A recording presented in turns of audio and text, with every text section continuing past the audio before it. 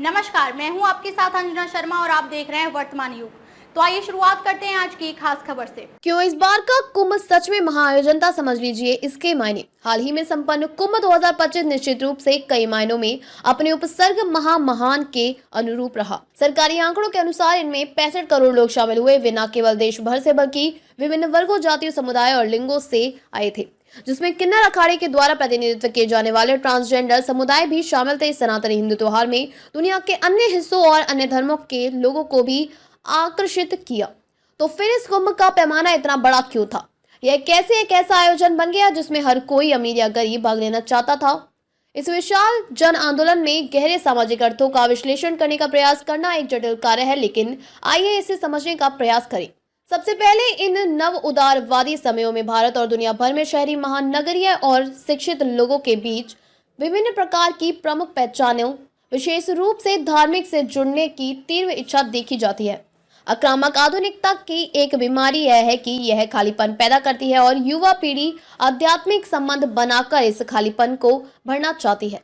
सनातन धर्म के पुनरुत्थान का प्रभाव, इस जबरदस्त प्रतिक्रिया को सनातन धर्म के पुनरुत्थान के प्रभाव के रूप में समझा जा सकता है। प्रधानमंत्री नरेंद्र मोदी और यूपी के मुख्यमंत्री योगी आदित्यनाथ दोनों ने कुंभ को सनातन धर्म के गौरव के प्रतीक के रूप में पेश किया।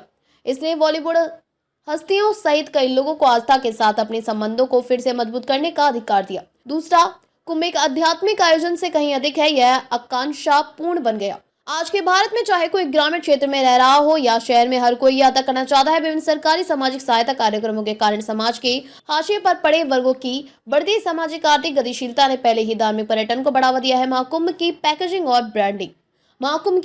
और ब्रांडिंग को इस रंगीन आकर्षक को आध्यात्मिक अनुभव के रूप में जोड़े। सोशल मीडिया के माध्यम से पहले से ही विभिन्न साधु संतों और अखाड़ों से जुड़े युवाओं के लिए यह आयोजन एक ऐसा अनुभव बन गया जिसने उन्हें रोजमर्रा की जिंदगी की उबाऊ एक रास्ता को एक ब्रेक दिया। कंटेंट क्रिएटर्स ने भी इसमें अहम भूमिका निभाई, जो रील और वीडियो बनाने के लिए बड़ी संख्या में आए। महाकुंभ को 144 साल बाद होने वाले और 144 साल बाद फिर से होने वाले आयोजन के रूप में सरकारी ब्रांडिंग के साथ मिलाकर इससे FOMO, छूट जाने को डर की भावना पैदा की।